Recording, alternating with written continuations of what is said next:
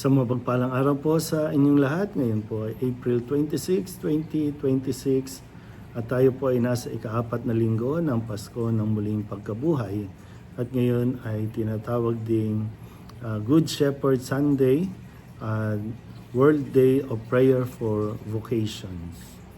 Ang ating pong unang pagbasa at pagninilay sa araw na ito ay hinango mula sa mga gawa ng mga apostol, chapter 2, verses 14 and verses 36 to 41. Noong araw ng Pentecostes, tumayo si Pedro at ang 11 apostol at nagsalita siya ng malakas. Dapat malaman ng buong Israel na itong si Jesus na ipinako ninyo sa krus.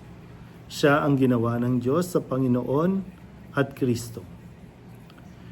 Nabagabag ang kanilang kalooban nang marinig ito at tinanong nila si Pedro at ang mga apostol, "Mga kapatid, ano ang gagawin namin?"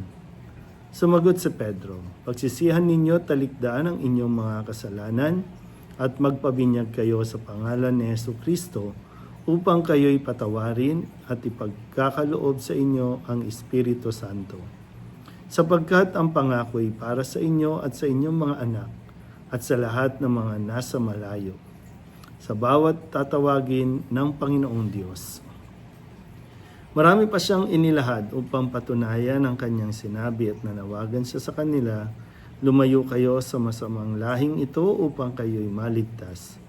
Kaya't ang mga naniwala sa kanyang sinabi ay nagpabinyag at nadagdag sa kanila ang may 3,000 tao ng araw na iyon.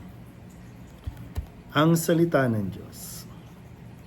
Muli po, isang mapagpalang araw sa inyo pong lahat.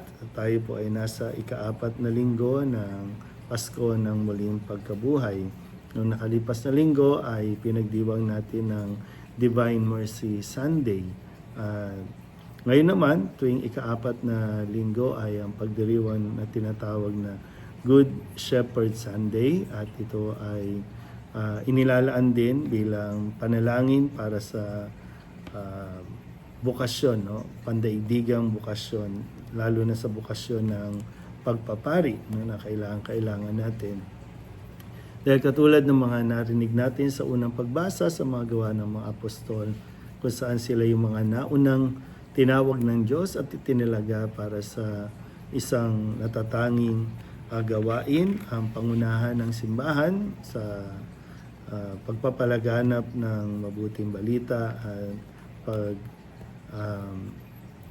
pagpapahayag, no, na pagsisihan at talikdan ng mga kasalanan. So narapat lamang na ngayon, no, sana po ay isama ninyo sa inyong mga dalangin ang leader ng ating simbahan mula sa Santo Papa hanggang sa mga pari at mga diakono at yung mga tatawagin pa lamang ng Panginoon para sa bukasyon ng pagpapari. Ipanalangin niyo po na nawa dumami pa, no, ang mga tao na magkakaroon ng lakas ng loob na tumugon sa panawagang ito ng bukasyon. Hindi po madali, napakaraming tao pa ang kailangan pagpahayagan, napakaraming tao pa ang hindi nakakarinig ng salita ng Diyos, hindi nakakarinig ng pangalan ni Kristo.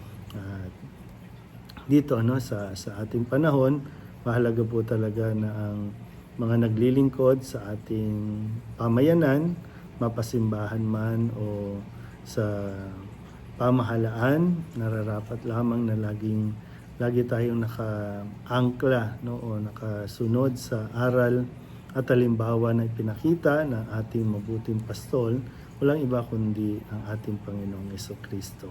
Kaya saan mang aspeto, no, ng buhay tayo tinawag ng Diyos, lahat naman ay yung hangarin at misyon ay mailapit natin ang mga tao patungo sa Diyos. At yung mga gawain natin Nawa ito ay makatulong nga no, na makilala ng mga tao kung sino ang ating Panginoon, kung ano ang kanyang ginagawa, at kung ano ang nais niyang ibigay sa tao.